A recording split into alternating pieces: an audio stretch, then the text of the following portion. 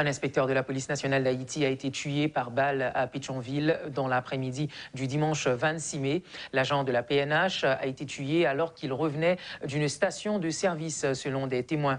Jean-Alix René, en poste dans la Grande-Anse, était de passage à Port-au-Prince. La route de Juvena a été bloquée ce lundi. Une réaction des riverains pour protester contre l'insécurité et contre l'assassinat durant le week-end de cet inspecteur Jean-René Alix, présenté comme un bienfaiteur local.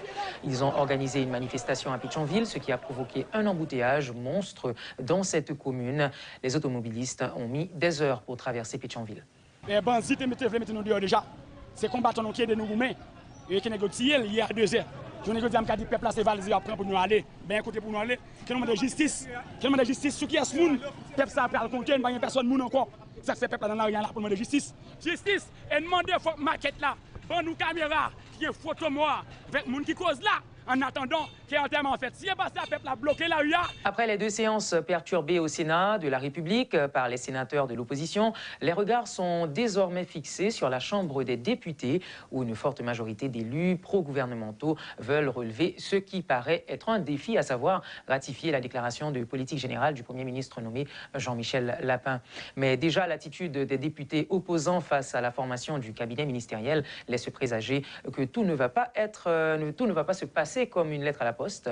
En fait, dans une récente correspondance adressée à Gary Bodo, 13 députés désapprouvent la reconduction d'une quinzaine de ministres. Exigeant que des modifications soient effectuées dans le nouveau cabinet ministériel, les opposants prévoient, si rien n'est fait, d'utiliser tous les moyens légaux pour empêcher la violation de la Constitution et des lois de la République, selon eux. Même s'ils ne le disent pas, les députés de l'opposition pourraient jouer au trouble fait lors de la séance de ratification de l'énoncé de politique générale de M. Lapin. D'ailleurs, la perturbation des réunions parlementaires par des méthodes non conventionnelles est le propre de la minorité. Des forces de l'ordre pourraient être sollicitées en vue de mettre de l'ordre et garantir le bon déroulement de la séance de ratification au Sénat, annonce faite ce lundi par le président du bureau du Grand Corps, Karl Murat-Cantave. Cette disposition, qui fait partie des 3 solutions envisagées, doit, selon l'élu de l'Artibonite, permettre au bureau d'éviter un éventuel carnage. Si la tyrannie et la violence persistent, le Sénat sera fermé pour restructuration, avertit le parlementaire.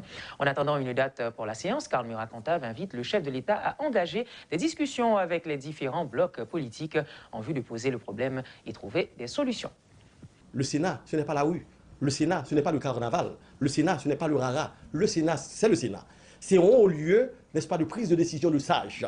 Le Sénat, c'est un haut lieu de débat contradictoire. C'est là pour tout le monde. Personne ne peut imposer sa voix par la violence. Personne ne peut imposer sa voix par la tyrannie. Je dis à Mouinoua dit, si moi-même sénateur, pas président, si il n'y a pas tout comme que le sénateur a touché, pas de séance, ou bien si pas moitié dans le gouvernement, pas de séance, je crois que les ou bien on dit pas légal, c'est pas par correspondance, ou bien c'est pas par, je dirais, la presse pour communiquer, c'est au niveau de la salle de séance, pour que les différents groupes, n'est-ce pas, antagonistes, ils chutent ensemble, ils croisent le fer, par la parole, par le verbe, pour que tout le monde édifie, pour que le bureau édifie, pour que les décisions opportunes soient prises. Si dans le Sénat, on a dit, ou pas dans ni affaires loi, ni affaires constitution, ni affaires règlement, que loi en faveur, que loi pas en faveur, ou à craser, ou à briser, eh bien nous allons enseigner encore. Donc il y a 3 choix. La première solution, j'ai dit, c'est ou bien il y a un dialogue. Deuxième solution, à part le dialogue, ou bien j'organise la séance avec des moyens sécuritaires. Et la troisième voie, ou bien nous fermons le Sénat de la République pour restructuration. Ça implique. Fermer le Sénat pour que l'Assemblée puisse réfléchir, pour voir dans quelle mesure nous pouvons arriver à renforcer les sanctions disciplinaires prévues au niveau des règlements intérieurs, n'est-ce pas, du Sénat de la République. Les dénommés secteurs démocratiques et populaires condamnent la présence des anciens ministres du gouvernement séant au sein du nouveau cabinet ministériel. Selon l'organisation politique à laquelle appartiennent les sénateurs de l'opposition, ces anciens comptables des deniers publics ont besoin d'un certificat de décharge avant de rejoindre la nouvelle équipe gouvernementale.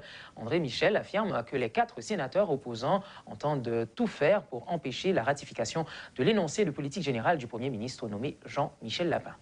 Cette position est claire, elle est tranchée, elle est sans équivoque. Ça veut dire qui ça? Même Jean Jodia, ou pas capable de retourner avec Jean Risséan, non gouvernement, sans le pas un certificat de décharge, c'est même bagaille là pour Lapin, c'est même bagaille là pour le secrétaire d'État, c'est même bagaille là pour tout l'autre ministre qui était dans le gouvernement séant. La violation de la Constitution ne peut pas servir de précédent. Et tant que sénateurs secteur démocratique là, dans le Parlement, il y a défendre la Constitution. C'est un désordre qui est fait, maintenant il y a lieu de le corriger. Quand il s'agit de défendre la Constitution, insistez pour débat fait, pas représenter rien.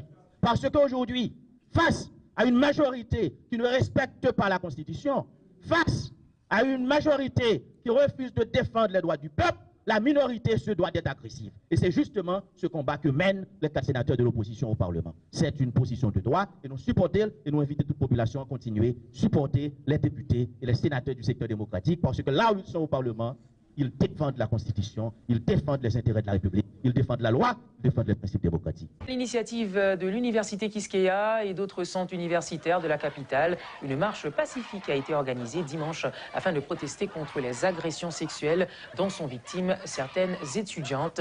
Des organisations de défense des droits des femmes ont également pris part à cette action symbolique condamnant la violence faite aux étudiantes. La marche s'est déroulée sans incident. Comment on peut comprendre quantité de bataille femmes yo mené pour yo pas subir violence, hein? Et puis pour journée aujourd'hui, pour des gens qui comprennent yo capable de faire étudiants femmes paix à l'université, paix marcher la nuit. Nous même nous bataille trop déjà pour ça. Nous pas les pays à faire bac, c'est bac la faire dans question lutte là. Nous connaissons en pile fois dans lutte pour faire 2 pas en avant, obligé de faire 1 pas en arrière. Mais ça nous dit, nous pas prendre, nous pas d'accord pour y violer petites nous, pour faire femme yo peur à l'université, peut-être ça. Le travail a fait commencer, parce que le travail n'a pas commencé avec marche là, non? Mais nous, il vient intensifier, ça fait nous-mêmes, dans niveau pas nous comme monde, notre bataille. La société a tout pour prendre responsabilité par le tout, mais c'est pour un travail qui est lié. Si marche là finit aujourd'hui avec toute cause, c'est comme si nous pas fait rien. Le travail a fait commencer, marche là c'est un début lié. Parce que les actes de violence ensemble, nous ne pas rendre compte. Leur violer une femme, leur violer une petite fille, c'est toute société à violer.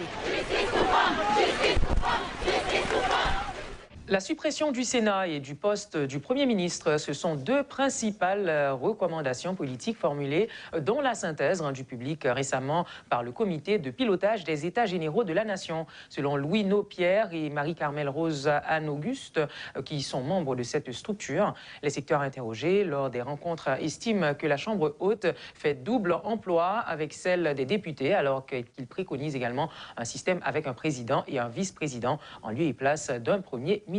La recommandation est prioritaire dans la gouvernance politique. Amendement de la Constitution, il faut trouver un consensus entre les 3 pouvoirs autour de l'amendement de la Constitution, tenant compte des questions soulevées et des recommandations des États généraux sectoriels de la Nation, pour suivre et améliorer la mise en œuvre de mécanismes de financement de la vie politique et électorale, assurer l'efficacité et la fiabilité du système électoral, lutter efficacement contre les règles archaïques, rechercher une articulation entre d'une part le dialogue structurel et portant sur les problèmes de gouvernance et le dialogue conjoncturel axé sur la recherche et la solution aux conflits politiques et immédiats, ou au système mono et caméral, ça veut dire une seule chambre. Ils ont demandé pour supprimer la chambre Sénat et ils ont demandé pour tourner avec le régime présidentiel là, pour supprimer le poste Premier ministre pour gagner, par exemple, un président ou un vice-président. Ça, c'est des recommandations qui sont sorties dans la gouvernance politique.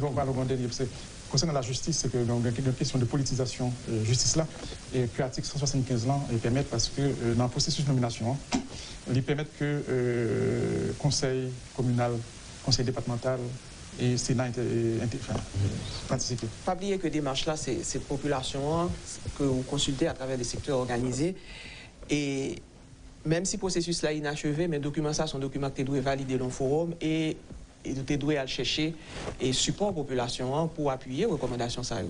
Et si par exemple c'est la République là, chambre basse là, c'est représentant population, je crois qu'il faut aller à l'écoute à des propositions, des recommandations que la population fait. Et nous pouvons accompagner les recommandations ça dans un certain nombre de signatures ou bien de...